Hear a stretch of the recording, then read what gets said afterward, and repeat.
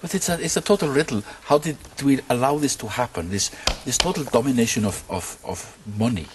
It sort of came through the 80s and the 90s and now the 2000s, and it's now money is dominating everything, and everything is thought of us in the terms of money. I don't think it was like that when I was growing up. It was not. Of course, it was big, but now it's totally. It envelops everything. It was not like that when I was growing in Spain in the 60s. I think we belong to the same generation. It started in Chile. This neoliberalism experiment starts in Chile and then spreads to the UK and the USA with Margaret Thatcher, Ronald Reagan, etc. These Milton Friedman theories created in the University of Chicago.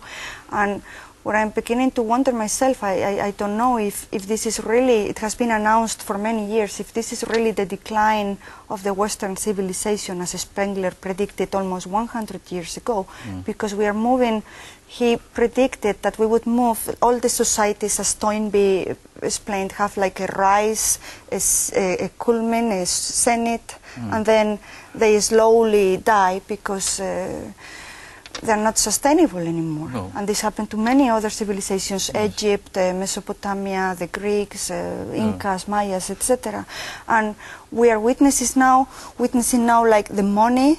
And then after the money comes like the victory of force politics, the mass, and that's it could be the fascism and authoritarianism. Yes. And then after that, it goes into a phase of private and family policies and really decadence. So this is quite scary to think. And this is surprisingly the message that some leaders, intellectual leaders in Europe, such as Felipe González and Jacques Delors, who it's very curious because they are not active anymore in politics. They are just independent, they don't work for governments and are doing reports. Both of them have created like think tanks on European issues, and they just travel and give conferences and think, but they are not serving as an official capacity.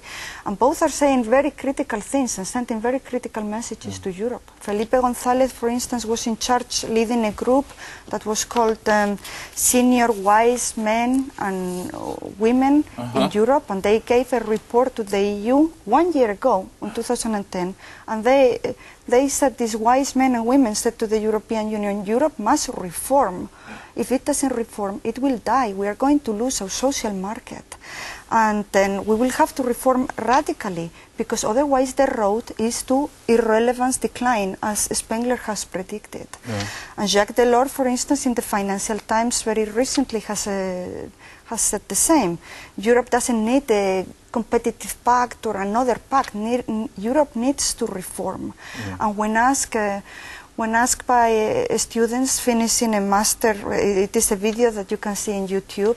He is giving the diplomas to the students graduating at the Sorbonne University doing a Master of European Studies. Then the students very naively ask him, Monsieur Delors, do you think that the Lisbon Treaty will revitalize Europe? And then he's very pessimistic, and then he says, no, those in charge are too selfish. We do not have the right leaders. If Europe wants to progress, it will need the right people with the right motivation. These are very serious critics that are addressed to the European Union. Delors is, of course, the ex-president of the Commission, one of the great ideologues of Europe, and González, a long-time Prime Minister of Spain, so they are very important people, really. But I wouldn't like to be pessimistic. I think we have to be positive.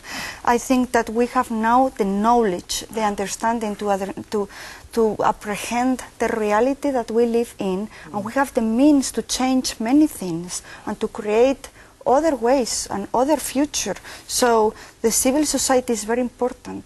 And like it is now 10 years since I got married and I came to Iceland. It will be very soon, like next week. And I remember taking that decision and people thinking that like I had completely lost my mind, but I remember thinking, no, this world, this life that I have in Europe, I can always have it. I always know this model.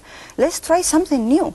If it works, fantastic. If it doesn't work, well, too bad. We try again. We try a new thing. So I understand that people are like, we are prisoners of the past because we don't dare. It is difficult to change. We feel safe in something that is not good, but we feel safe. There is this human instinct.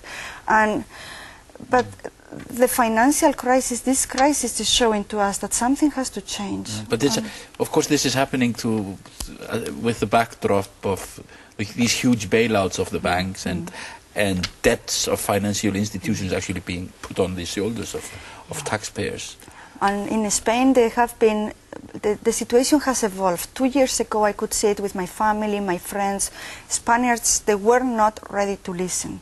When you opened up the debate, then they would always reply, yes, but in Spain it's the same. Have you seen the price of the kilo of the tomatoes?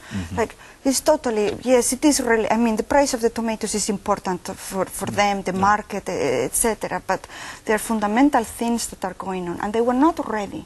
But now, for instance, last year in November, I was giving a conference at the university, and I had a big auditorium of 300 law students from the first year, and they were just hypnotized. They wanted to hear more from Iceland.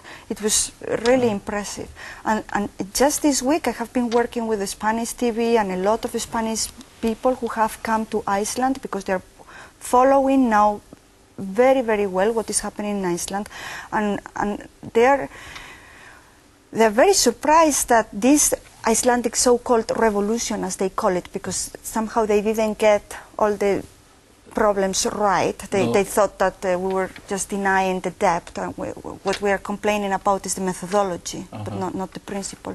But they were wondering why what has been happened in Iceland during the last 2 years has been silenced by our press, by our politicians. Why we never heard of Iceland.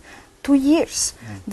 All these revolutions, all these images, all these things that we have been living in Iceland, never heard of in Spain. And now they have a lot of interest and they want to hear. And there is a very nice program this week was broadcasted, and they called it La Revolución Silenciada, the silenced revolution. Why the media is exploding like Syria, Libya, all this, and why they never hear from Iceland. And well, I hope there is more communication between Europe and us, and I hope we can do all an effort of thinking how we proceed in the future, because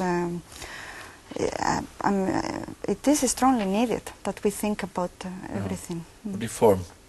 Yeah. Yes.